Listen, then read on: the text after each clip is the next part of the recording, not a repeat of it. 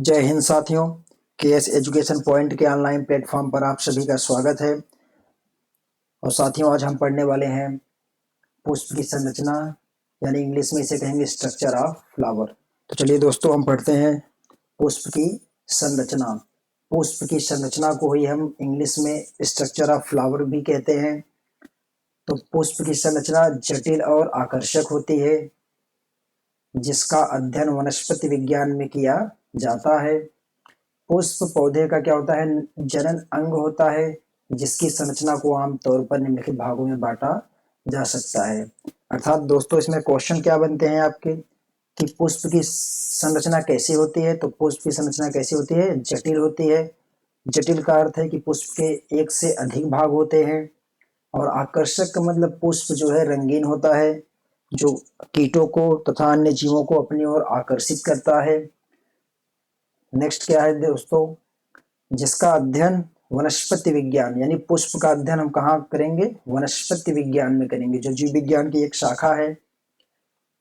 पुष्प पौधे का जनन अंग है, यानी जो पुष्प आपको दिखाई दे रहा है, ये पौधे का क्या होता है? जनन अंग। ये पौधे का जनन अंग है, जिसकी संरचना को आमतौर पर निम्नलिखित भागों में बांटा जा सकता है। जैसा कि हम देख रहे हैं, वो पहला भाग कौन सा है?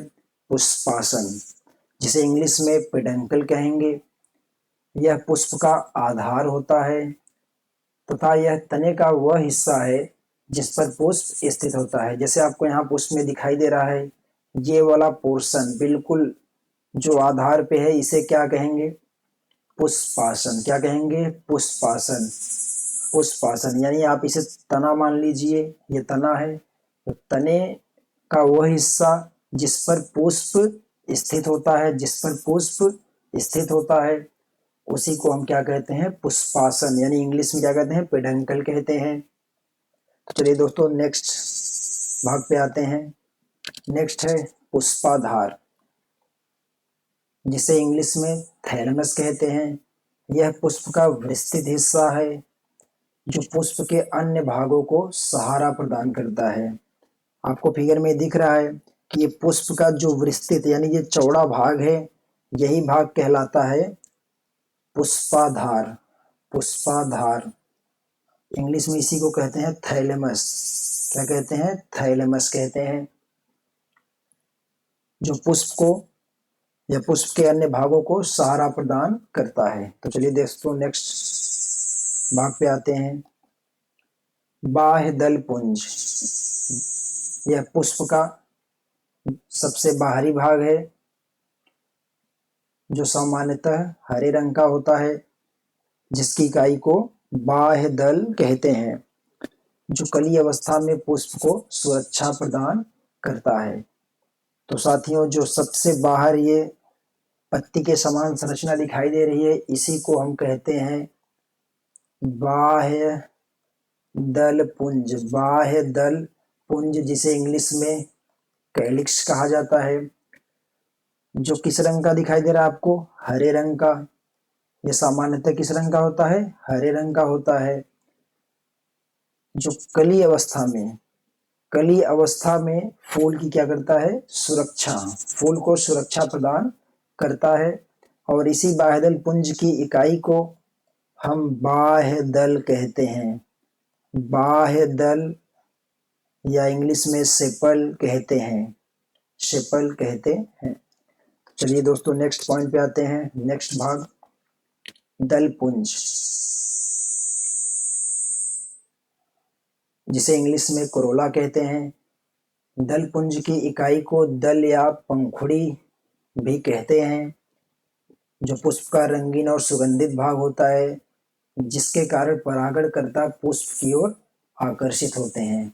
अर्थात हम कह सकते हैं, जो ये पुष्प का आपको रंगीन भाग दिखाई दे रहा है, बैगनी रंग, जो बैगनी रंग आपको ये पुष्प में दिखाई दे रहा है, ये किसकी वजह से है?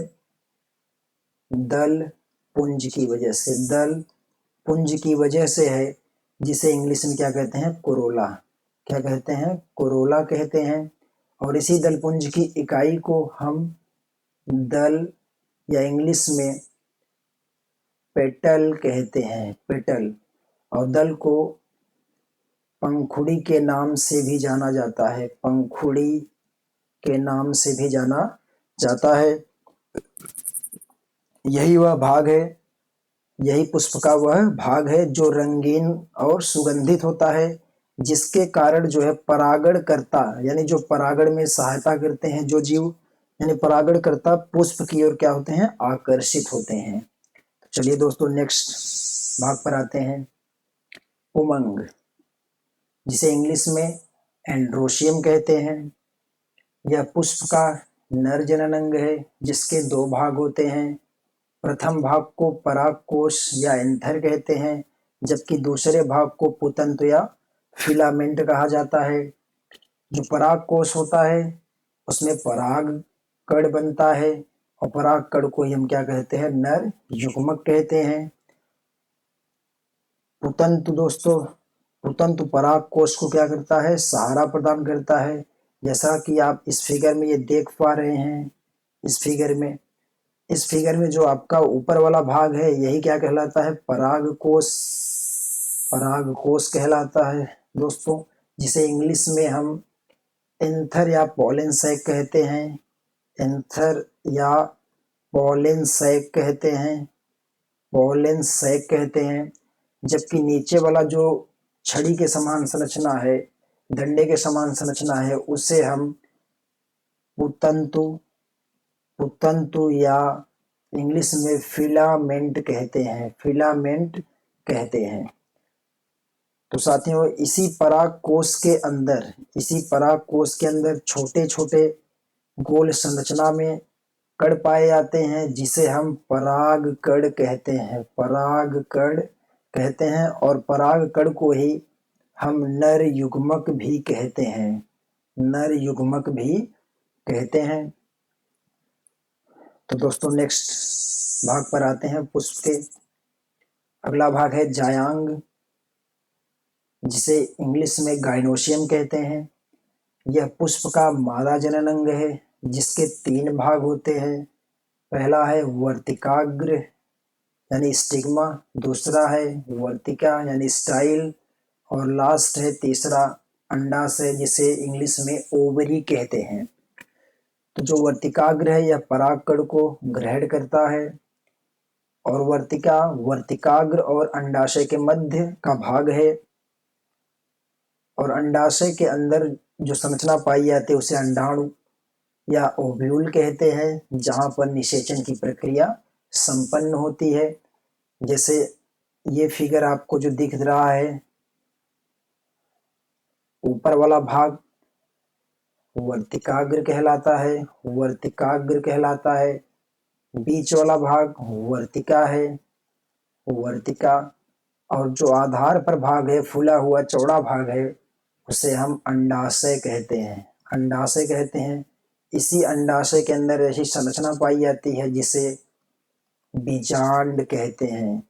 और इसी बीजांड के अंदर कौन सी प्रक्रिया होती है, निषेचन की प्रक्रिया संपन्न होती है, जिसके फलस्वरूप बीजांड जो है बीज में बदलता है, बीजांड बीज में बदलता है, और अंडाशय आपका फल में बदल जाता है, फल में बदल जाता है।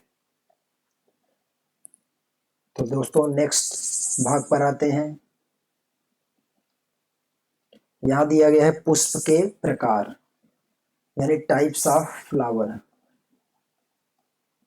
टाइप्स ऑफ फ्लावर, पुष्प के प्रकार। पुष्पों को उनके भागों के आधार पर 2 प्रकारों में वर्गीकृत किया जाता है या बांटा जाता है। जो पहला है पूर्ण पुष्प और दूसरा है अपूर्ण पुष्प। पूर्ण पुष्प यानी कंप्लीट फ्लावर, ऐसे पुष्प जिसके सभी 4 मुख्य भाग यानी कैलिक्स, कोरोला, एंड्रोशियम तथा गाइनोशियम, चारों के चारों भाग पाए जाते हैं जिस पुष्प में, उसे हम कहते हैं पूर्ण पुष्प, उसे कहते हैं पूर्ण पुष्प। जैसे गुलाब, तो गुलाब में पुष्प के चारों भाग पाए जाएंगे, जैसे कैलिक्स, कोरोला, एंड्रोशियम, गाइनोशियम, जिसे हिंदी में बाह्य दल पुंज, उमंग तथा जायांग कहते हैं। अपूर्ण पुष्प जो दूसरे प्रकार का पुष्प है जिसमें कोई एक या अधिक भाग अनुपस्थित रहता है, जैसे मक्का। यानी हम कहेंगे जैसे यहाँ पर पुष्प के चारों भाग आपको दिखाई दे रहे हैं, तो ये पुष्प कैसा है?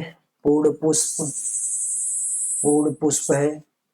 और जबकि इसी में से कोई एक भाग या एक से अधिक भाग में कमी आ जाए तो इसे हम कहेंगे अपूर्ण पुष्प, जिसका उदाहरण क्या है? मक्का। तो दोस्तों, वीडियो अगर अच्छी लगी हो तो वीडियो को लाइक और शेयर करें और चैनल को सब्सक्राइब करें। आज के लिए इतना ही, मिलते हैं नेक्स्ट वीडियो में। तब तक के लिए राधे राधे।